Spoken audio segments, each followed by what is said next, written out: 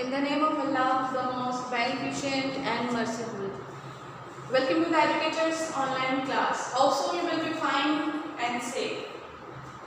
Previous lecture में हम लोगों ने 3 days to C को स्टार्ट किया था और उसके हम लोगों ने 7 जो पैराग्राफ थे उसको हमने ट्रांसलेट किया था। उसके साथ साथ हम लोगों ने क्लास भी की थी और आज हम 3 days to C को ही जो उसके remaining rest of the paragraph हैं उसकी ट्रांसलेशंस करेंगे और इसके साथ साथ एक्सरसाइज में जो हमारा पोर्शन होगा concern the dictionary to find meaning.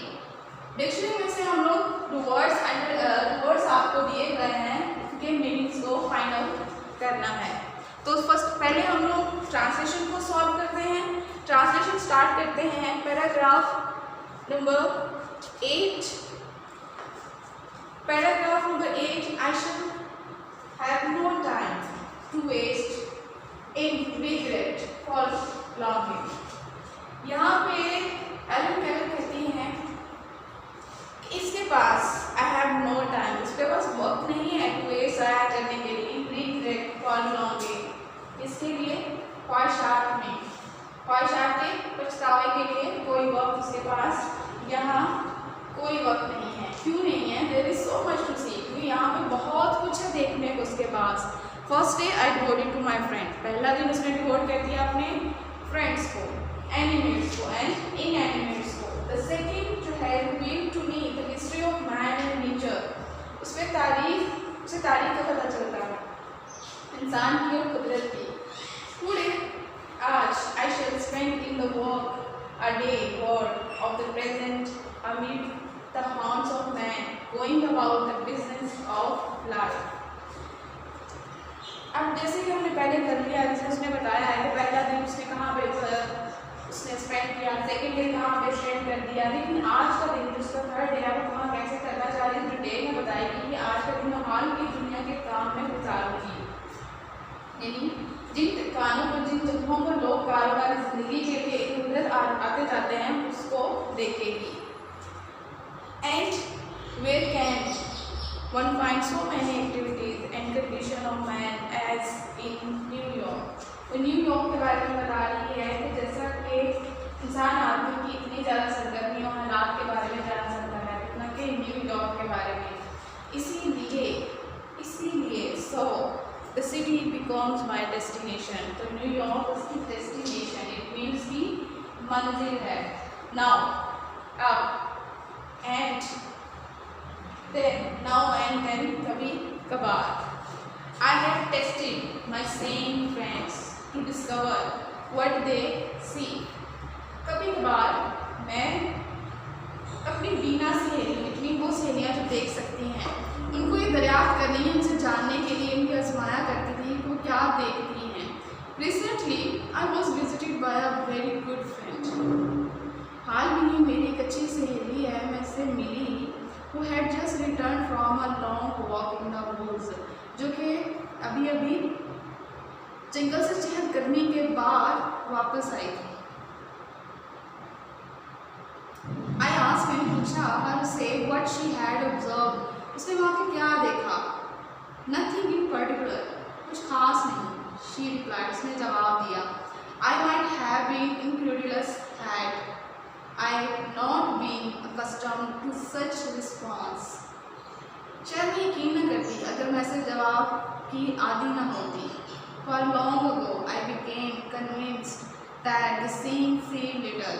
अच्छा दरअसल चीज़ की कायल हो चुकी, देखने वाले बहुत कम देखते हैं। इट मीन जिनके पास आंखें होती हैं वो बहुत सी चीज़ों को इग्नोर कर देते हैं, बहुत सी खूबसूरती को इग्नोर कर देते हैं, नेचर की ब्यूटी को इग्नोर कर देते हैं। लेकिन जिनके पास आंखें नहीं होती वो हर चीज़ को फील करते हैं, उसकी खूबसूरती को फील करते हैं। तो उसके अकॉर्डिंग अगर उसके पास आंखें होती तो बहुत अच्छी सी चीज़ें देख सकती थी, बहुत से मौजूदात को देख सकती थी। लेकिन उसके अकॉर्डिंग जो देखते हैं उनके पास आंखें हैं बहुत कम देखते हैं उनकी निस्बत जिनके पास आंखें नज़र नहीं हैं। 9th पैराग्राफ में उसने बता दिया हमें कि उन फ्रेंड्स के बारे में जिससे वो मिलती है, उससे पूछती है औलाद के बारे में, क्या क्या देखते हैं, क्या या नहीं देखती, वो क्या फील करती है। तो उसकी फ्रेंड्स का जो रिस्पॉन्स होता है उसे लगता है कि वो शायद कभी भी यकीन ना करती, लेकिन उसे करना पड़ा क्योंकि ऐसे जवाब जो होते हैं, ऐसे जो रिस्पॉन्स होते हैं उसकी वो आदी हो चुकी होती है। And next paragraph number 10, how was it's possible.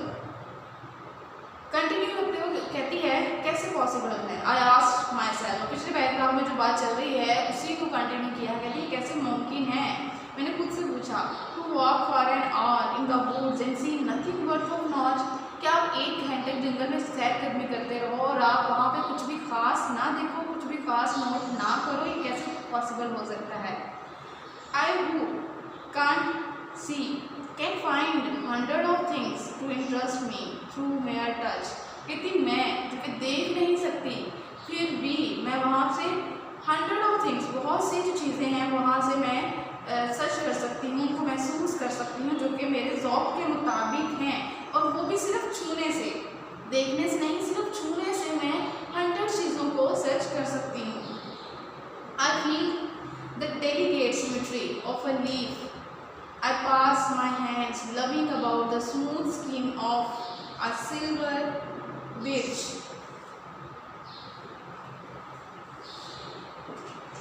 मैं पत्ते की नाजुक बनावट महसूस करती हूँ, और इसके साथ साथ क्या महसूस करती है, पत्ते की जो नाजुक बनावट सिमेट्री होती है पत्ते की, उसको अपने हाथों में लेकर बहुत उसको महसूस कर सकती हूँ। Smooth skin of silver bridge, तो ब्रिज की स्किन को भी महसूस करती हूँ, और the rough shaky Bagh of a pine, और इसके साथ साथ वो पाइन के जो दरख्त हैं, स्नोबर के दरख्त है, उसकी खुरदरी मोटे बालों वाली जो छाल है उसको भी महसूस कर सकती है। और कैसे महसूस करती है, बाय हैंड्स, उसके ऊपर हाथ चलाते हुए। I spring, I touch the branches of tree, उसको टच करती है, छूती है उनको ब्रांचेस को, वो फुली स्मेल के साथ in search of a bird, search of a bird, एक कोम्बल की उम्मीद में, बल की उम्मीद में कि शायद कहीं कोई नई कोम्बल खिली हुई हो जिसको वो महसूस कर सके, जो कि मौसम बहार की पहली निशानी होती है। The first sign of awakened nature after her winter spring, I feel the delightful velvety texture of the flower and discover its remarkable convolutions, and some things of the miracle of nature is revealed to me. अब इसके साथ क्या कहती है, मैं फूल की मुसर्रत और उसकी मखमली बनावट को महसूस कर सकती हूँ, उसके गैर मामूली जो उतार चढ़ाव हैं उनको दरियाफ्त कर सकती हूँ। नेचर का अगर इस तरह वो करती चीज़ों को छूती है तो इस तरह उससे नेचर का कुछ हिस्सा उस पर भी जाहिर हो जाता है। और इसके साथ कहती है, इफ़ आई एम फॉर्चुनेट, अगर मेरी किस्मत मेरा साथ दे, I place my hand gentle on a small trees, तो मैं क्या करूँ, एक दर्द, छोटे से दर्द पर अपना हाथ रखती हूँ, cool and feel the happy choir of a bird in full swing, तो मैं क्या महसूस करती हूँ, किसी परिंदे के गाने की खूबसूरत आवाज़ को, उसकी खड़खड़ाहट को महसूस कर सकती हूँ।